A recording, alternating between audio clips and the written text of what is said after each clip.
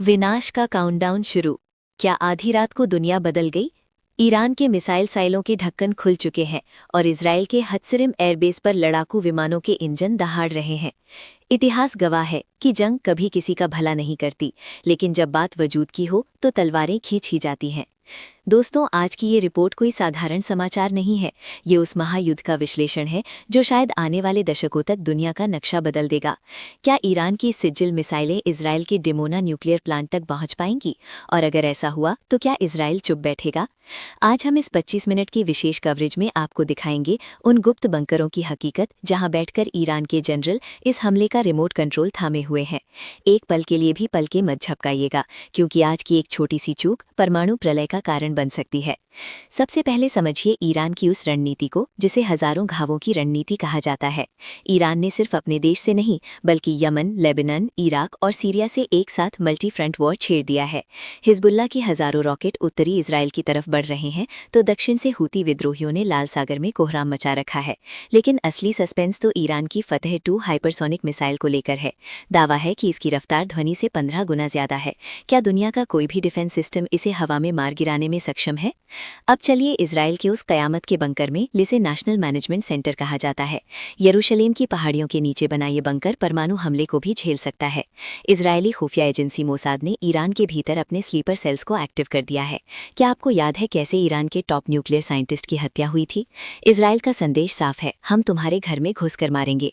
लेकिन क्या ईरान ने इस बार कोई ऐसा जाल बिछाया है जिसमें अमेरिका और इजराइल फंस सकते हैं? रूस के साथ ईरान की बढ़ती सैन्य दोस्ती इस जंग में एक नया मोड़ ले आई है।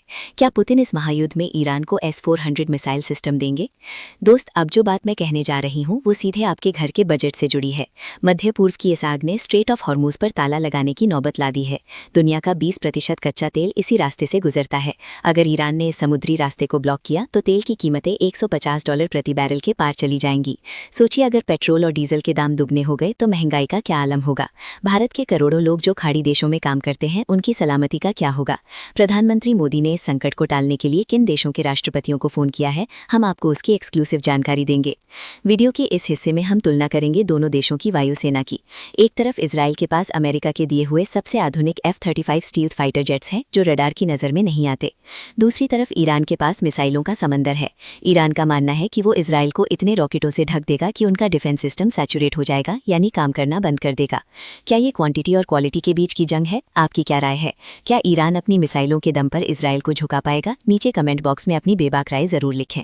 जंग के इस माहौल में अफवाहों का बाजार भी गर्म है। सोशल मीडिया पर चल रही हर वीडियो सच नहीं है, इसलिए हम आपको दिखा रहे हैं सिर्फ वही फुटेज जिन्हें अंतर्राष्ट्रीय एजेंसियों ने वेरीफाई किया है। हम इस महायुद्ध की हर छोटी बड़ी खबर पर 24 घंटे नजर बनाए हुए हैं। अगर आप चाहते हैं कि आपको घर बैठे सबसे सटीक और निष्पक्ष जानकारी मिले तो इस चैनल को अभी सब्सक्राइब करें और नोटिफिकेशन ऑन कर लें। इंसानियत इस वक्त एक चौराहे पर खड़ी है। एक तरफ शांति का रास्ता है और दूसरी तरफ विनाश की खाई।